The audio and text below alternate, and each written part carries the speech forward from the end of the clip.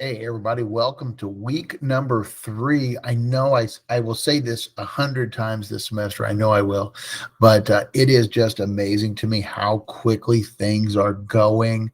Again, it is an 8-week course. I know that, but it just feels like it just blasts through. So I hope that you're not feeling too overwhelmed. I hope that you are able to be staying on track and keeping up to date with everything. Because I do want to make sure that you are in the best place to show the most success. Okay. When it comes to that, some things to really think about is, again, scheduling that time for yourself. One of the great things about online classes is that you can do it whenever, right? You can do it here, you can do it there. You can do little bits of parts. You're not tied down to one specific thing. So I know that is a great benefit of online or of an online class or of a virtual class. But at the same time, I think it's really important to build in that specific time to be working. I know it's not a class time necessarily or whatever, but if you have that regular time where, like, this is when I meet, this is when I'm working on my stuff, I have this time carved out, you don't run into a situation where you just kind of keep putting it off or you let other things get in the way. And then all of a sudden at the end of the week, you're panicking. So I think that's really important to do that. I think it's also important to really, keep those deadlines and things in mind. Remember all of your work. Some of the assignments are due midweek, and generally that's on a Thursday. And then the rest of your work is due on that Sunday by midnight, your time. Okay. Now, I know there has been some confusion in the past about that Sunday night deadline, because depending on where you live, if Ivy Learn tries to kick it over, like it makes things due at 1 a.m. or something like that. No, they are due Sunday night at midnight. So please make sure that you are kind of staying focused on that, and that you are doing, you're doing what you can to make sure that your work is in and on time. Because you don't want late penalties, 10% of your grade coming off just because something was late. So definitely make sure that you're focused on that. Let's take a look at module number 3. This is the writing what you say.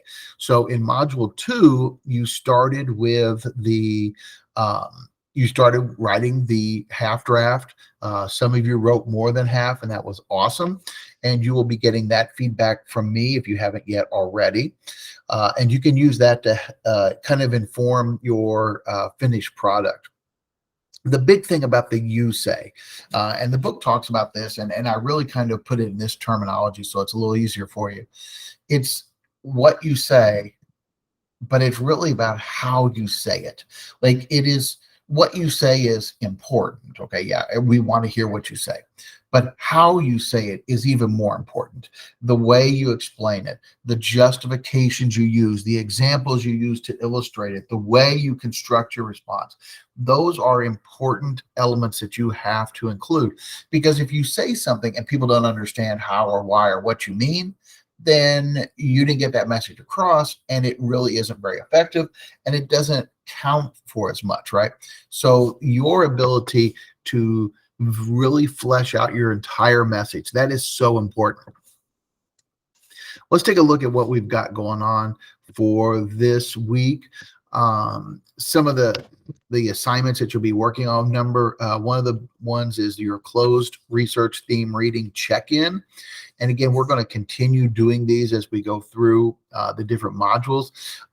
These check-ins serve a couple purposes. Obviously, it allows you to kind of express your thoughts and ideas on a reading. It also gives you an opportunity, a reason to go in and read a lot of different texts that have been provided to you. When you get to the end, when we get to the persuasive writing in week 6, 7, and 8, you will have had a large exposure to a lot of different ideas within this closed research theme. So each of these module check-ins asks you to read something new and then respond to it, or kind of give your take on it. So for this one, find 2 new readings. Okay, find 2 readings that you've not yet read. Okay, and again, they could be anything. It doesn't really matter. Let's say that you've been reading about, obesity and dieting, and then this one you happen to pick about food deserts. That's really not a big deal. They don't all have to stick within some, narrow band. Anything within the closed reading will work. Pick two of those that you have not yet read, and then answer a couple, three of these questions, right? Pick at least one of them to deal with. But the more you can the talk about, the better. But this just gives you a chance to kind of read, reflect, and express what you have felt about what you have read. And again, the big goal is for you to have some exposure to a lot of different readings. We also have another discussion board, and you guys have been doing really good on the discussion boards. Again, I want to continue to push, to get on there and put your initial post up early. Midweek works best, Wednesday, Thursday, because the way the discussion boards are they're graded, they're scored. I can't put like a due date for one post in the week and then everything else due on Sunday. I do put them on the Sunday deadline, right? That's when they are officially, technically, totally due.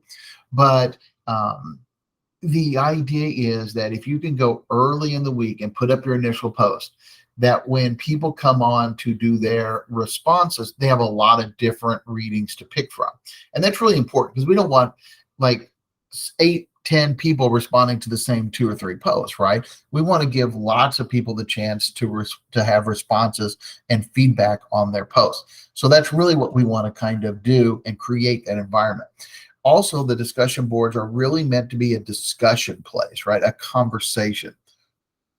And to do that, we really want you to be able to create some space and some time to come into this on multiple occasions. Come in on Friday, come in on a Saturday, come in on a Sunday, respond to multiple people, look at different people, respond to responses on your own post, right? It's about a conversation. Part of the rubric is that you have responded to at least 2 different people on at least 2 different days. All right. So if you post yours on Thursday and then you come in on Friday and Sunday, you've hit it, right? Also, and that's to get the most points. Also, respond to more than 2. The minimum is 2. The expectation is 2. But to get the full points, respond to it, to more than 2 people's responses or 2 people's posts. In your responses, and a lot of you have done pretty well on this, remember the 2 big things that your responses have to do is, one, they have to stand on their own. So a discussion, a post, either your initial post or reply, there has to be enough information there that it makes sense by itself. Not like, okay, what do you mean by this? Or what were you thinking about this? Or what did you kind of come from on this? We don't have that opportunity to ask you directly. So that post isn't really effective because it's not super clear, right? So you want to make sure that they can stand on their own. They're a complete and fully developed idea. The other thing that you want them to do, these posts, is to make sure that they continue the conversation, that they build on what was said. It's not just, I like what you said. It's, I like what you said, and, okay? It's, and I feel this, or this was my experience, or, but I was thinking of it in this way, right? That you build on what is said. The posts that just say, I agree, or I think you're right, or whatever, that could be a way to start. But if you stop there, you really haven't developed a full response, and it doesn't continue the conversation, right? You want to be able to build on what's there. For today, or for this week, the online discussion board asks you to create 3 responses. Now, it's best if you do it in one reply, okay? It works best if you do this in one reply. Your initial post in one reply, or one initial post, and you're going to have a yes, no, and okay, but response. And the book talks about how to construct those. Okay, and what we really want to be able to see is if you can put yourself in other people's shoes responding to text. Okay, so put up your initial post with those 3 responses. Get that up there Wednesday or Thursday. That gives everybody lots of opportunities to read lots of different ideas and people's ideas and posts. And then by Sunday night, respond to at least 2 other posts 3 is better, doing them on multiple days. Okay. And then again, there's some expectations out there. The one thing I do want to remind you of is on the discussion boards, these are conversations. We're talking about the ideas. We're talking about the topics. We're trying to avoid. We will avoid. We do not want to get into a situation where we're tearing people down. We do want this to be a civil discussion and talk about the issues and not about the posters. Then there's some other different little tutorials and things to work through. And then it gets you to the completion of writing project number 1, the summary and response that you started last week or last module, and you're going to complete and turn in this week. So the big thing, and I gave you a lot of information about this last week, but the big thing to remember on this is that there are really 2 elements of this writing. You summarize a text. Think about how a person would know about a text and what it was saying without having read it. Now, obviously, you can't give them every single detail. You can't give everything away. You can't do the reading for them. That would not be very effective, and it wouldn't work. A summary is hitting of those highlights, right? The big points, the 2, 3 big pieces of that article. For instance, if I said, what did you do over the weekend? You don't give me a minute by minute detail of everything, right? I did this, and then I did this, and I did this, and then it was midnight. We went here, and so said this, and then we decided on that. And then Saturday morning, we did this. And no, you don't do it that way. What do? Oh, well, I hung out with my friends on Friday, and then Saturday I went to the movies, and then Sunday we went to grandma's house for a family gathering. You give us those big things, right? Now, do you explain maybe a couple of those pieces, or maybe do one of them you need to explain, like the big one? Do you give us a little bit more detail? Yeah, that's fine. But it's the idea is that you give us the big main points, the big broad picture, right? We want to know why I should read it, or what are the things in this so that I understand your response. And that's the other piece of this. So they say, that's the summary. I say, and that's my reaction. And this is where you talk about what was your gut level takeaway? What were you thinking about as you read this, or after you read this, or what was your thought? I can't believe this, or this was something totally new to me, or I really like the way that they constructed this, or I see where they're coming from, but, and you add in your kind of take, your explanation, right?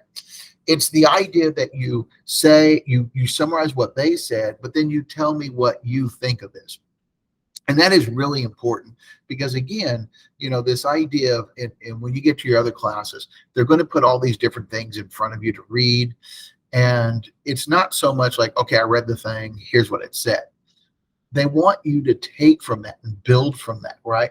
And to be able to vocalize your own opinions about things. And, sometimes, like if you just said, they talked about this blank, and that was wrong. That's not what they were talking about, right? What if you have that reaction piece to it, the place where you talk about what you think of it? Well, then it's like, well, that's not what they talk about, but I see where you're coming from because you interpret it this way. So that response piece allows us to understand why you read it in a particular way, right? And that gives us a little bit more insight into what you're saying.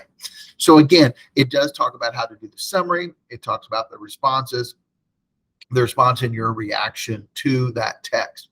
And then finally, you will submit this text, and there is a specific place for you to submit that. Again, if you have any problems, please make sure that you're reaching out to me. Please try to keep them in formats that are easy to access and use, and I can write notes and comments on. Word docs, awesome. Google Docs, awesome. PDFs work. I can't put comments directly on your text, so I'd have to leave some general comments. If you copy your work and then paste it into the answer box, again, that will work if we have to, but it doesn't allow me to make comments directly, like in this sentence you said, I can't do that. Also, if you do that copy paste thing, you lose all your formatting. right? And so that is something to be aware of. Definitely, as you are finishing up your draft, take a look at that rubric, see how it'll be scored, see where those points are. Okay. For instance, you get 10 points up here for the introduction. Okay, great. Whatever, like I want to be strong, I want to wrap things up in a good way. Okay. That's 10 points, right? But that's 10% of your grade. Look down here, your response is 30% of the grade, right? And I'm not saying blow off parts. I'm not saying that at all. But remember, here's how this will be scored. So, a third of my grade comes from my response, right? So I really want to make sure that it is full, it's complete, that it shows here's what I thought and why. Here's where in the text I came up with this. So this is the thing that triggered that response in me, right? So really focus on those. Make sure that you're really looking at the rubric because it'll help you decide what parts to really focus on. Okay. So again, guys, I know that that we kind of are rolling through things really quickly. I know that it is a grind, but you guys are doing great so far, and I want to keep that up. I want to encourage you to keep doing your best work. I hope that you are feeling like you're getting a lot of valuable material so far. If you have any questions, please reach out to me. As a reminder, again, the email is the best way to get a hold of me. Because I can answer that, whenever I get a moment to sit down and look. Text messaging will work. Phone calls will work as well. They just aren't as effective and as quick.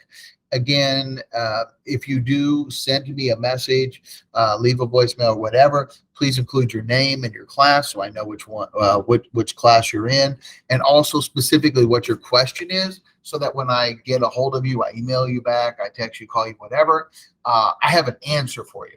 It's not, hey, I saw you got a question, what can I help you with? Then I have to go find it, look at it, and see what kind of thing I can help you with. Giving that question in advance really does help. So again, if you have any questions, please make sure you're reaching out to me. Discussion boards, the check-in are early in the week. The final draft is due at the end of the week by Sunday night, midnight, your time. Good luck, everybody. Have a great week.